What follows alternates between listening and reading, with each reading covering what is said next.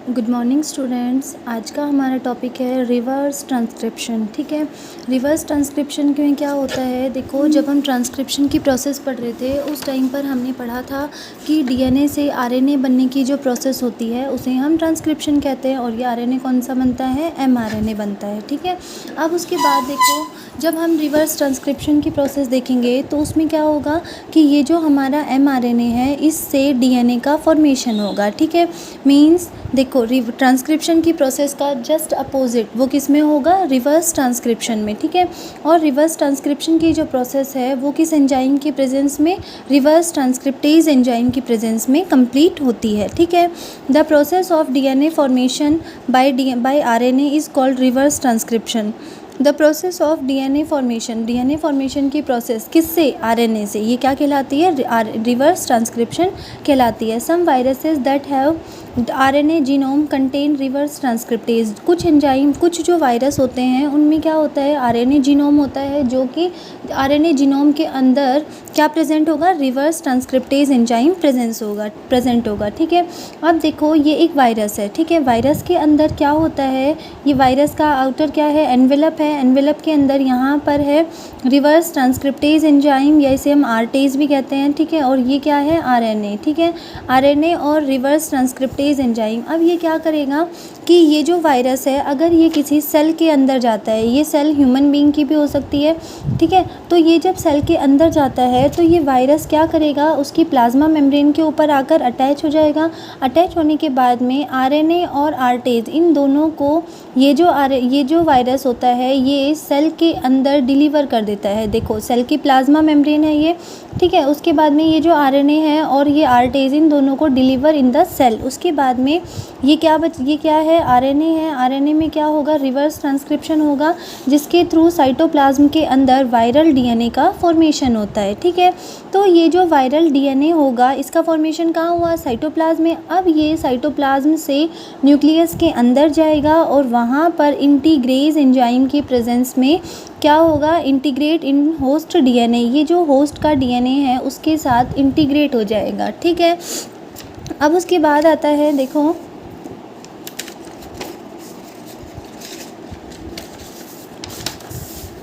जो ट्रांसक्रिप्शन की प्रोसेस है वो टैमिन और बाल्टीमोर ने सन 1970 में इन्होंने दी थी और उसे क्या कहा था, रिवर्स ट्रांसक्रिप्शन या फिर टैमिनिज्म भी कहा जाता है। ठीक है, देखो इसमें क्या होता है, 1970 में रॉस सार्कोमा वायरस, ये जो रॉस सार्कोमा वायरस है ये किस में, पोल्ट्री में प्रेजेंट होता है। ठीक है, उसके बाद में एवियन माइलोब्लास्टोसिस वायरस, ये बर्ड्स में प्रेजेंट होता है। ये जो दोनों वायरस है कौन कौन सा, रॉस सार्कोमा वायरस आरएसवी और एएमवी, ये दोनों वायरस क्या होते हैं, कैंसर कॉजिंग होते हैं, कैंसर को कॉज करते हैं। ये वाला बर्ड्स में और ये जो आरएसवी है ये पोल्ट्री में कैंसर कॉज करेगा।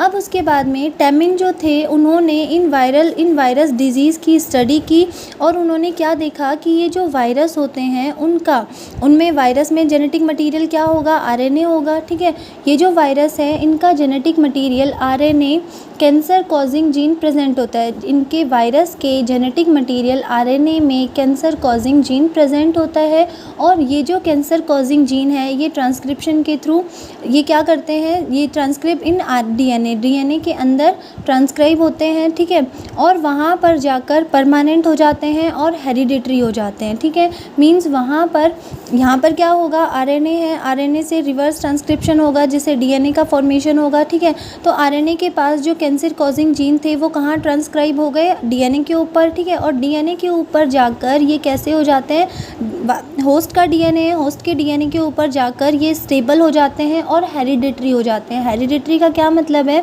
कि हमारा जो डीएनए होता है वो ही हमारी जेनेटिक इन्फॉर्मेशन को एक जनरेशन से दूसरे जनरेशन में लेके जाता है। ठीक है, अगर यहाँ पर कैंसर कॉजिंग वाले जीन आ जाएंगे, ठीक है, तो वहाँ पर क्या होगा, वो जो इन्फॉर्मेशन होगी वो भी एक जनरेशन से दूसरी जनरेशन में जाएगी। इट मीन्स ये जो जेनेटिक आरएनए है ये क्या करेगा, ट्रांसक्राइब करेगा डीएनए में और उसके बाद में वहाँ पर जाकर ये परमानेंट एंड हेरिडिटी, ये परमानेंट और हेरिडिटरी हो जाता है होस्ट के लिए। ठीक है, ट्रांसक्रिप्शन जो प्रोसेस होती है उसमें require tumour virus RNA dependent DNA polymerase, यहाँ पर RNA dependent DNA polymerase enzyme की रिक्वायरमेंट होती है और ये जो एंजाइम होता है इस इसको टेमिन और बाल्टीमोर ने सेपरेट किया था। Enzyme separated by Temin and Baltimore. ये जो एंजाइम था कौन सा वाला, आरएनए डिपेंडेंट डीएनए पॉलीमरेज, इसको टेमिन और बाल्टीमोर ने सेपरेट किया था और उसे क्या नाम दिया, रिवर्स ट्रांसक्रिप्टेज एंजाइम। ठीक है, ये रिवर्स ट्रांसक्रिप्टेज एंजाइम है, ये किस में प्रेजेंट होगा, वायरस में प्रेजेंट होगा।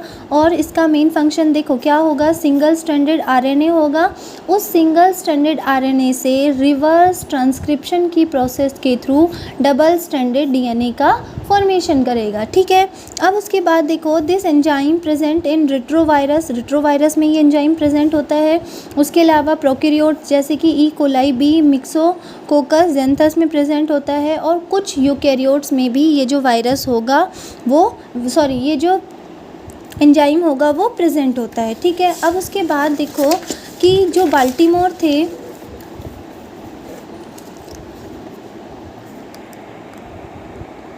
बाल्टीमोर जो थे उन्होंने 1977 में isolate reverse transcriptase enzyme from RNA tumour virus. RNA tumour virus जो होता है उससे बाल्टीमोर ने सन 1977 में रिवर्स ट्रांसक्रिप्टेज एंजाइम को आइसोलेट किया।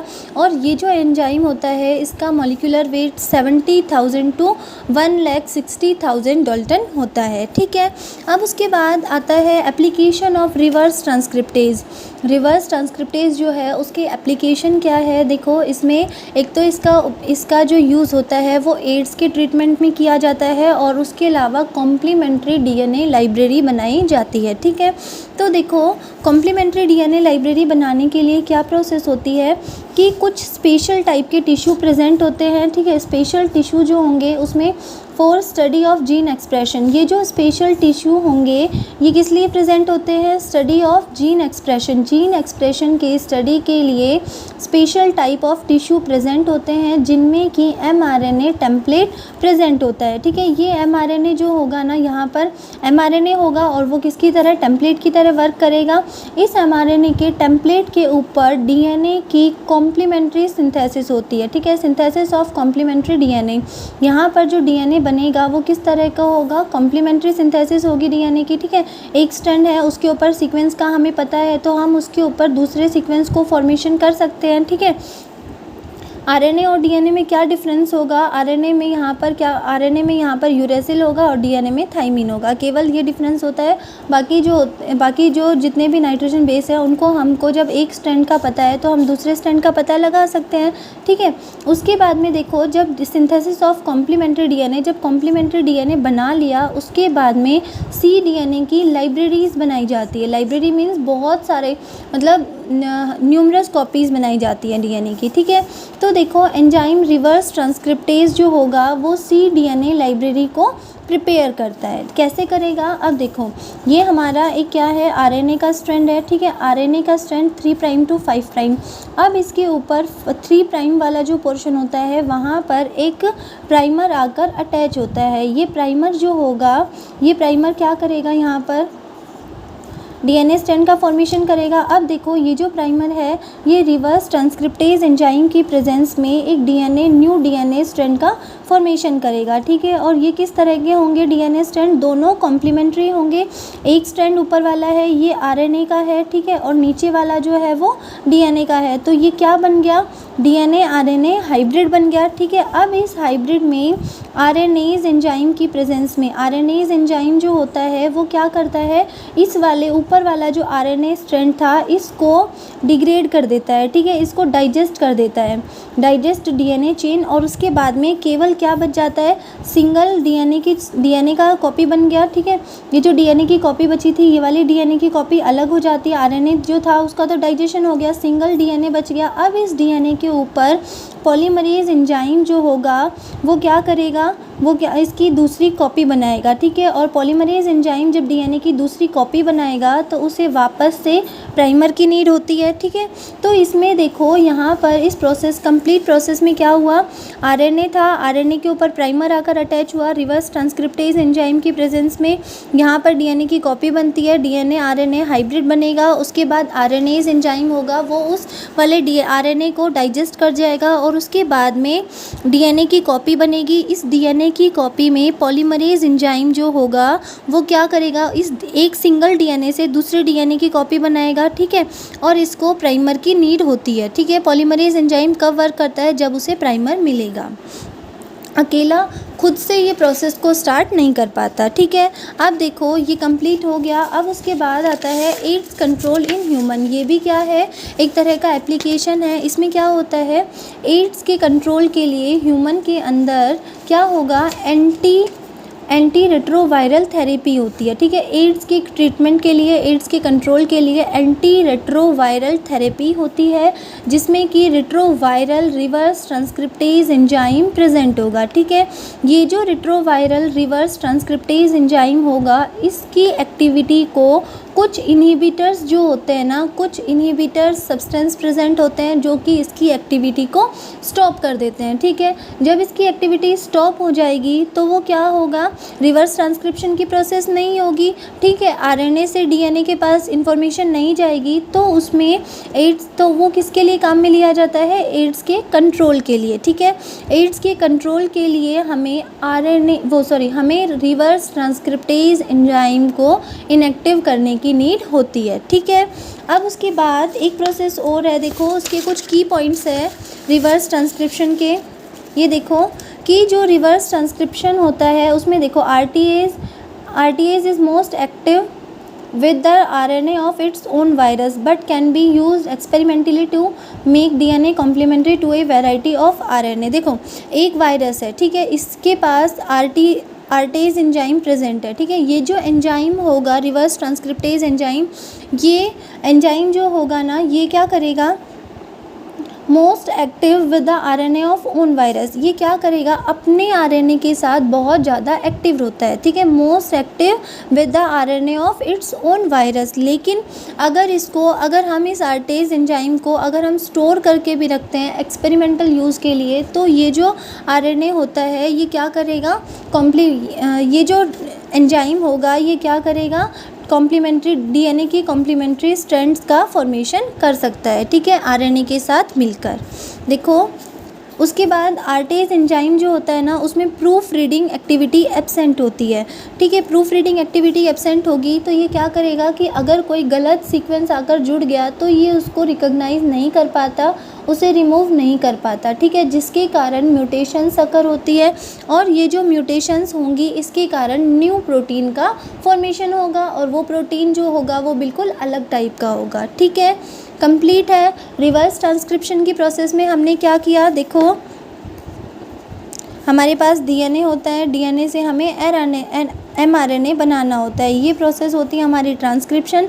लेकिन कभी कभी एमआरएनए से क्या बनता है, डीएनए बनता है, ये प्रोसेस होती है रिवर्स ट्रांसक्रिप्शन, ठीक है।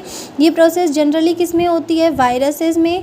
क्यों होती है, क्योंकि वायरसेस में जेनेटिक मटेरियल जो होता है वो आरएनए होता है।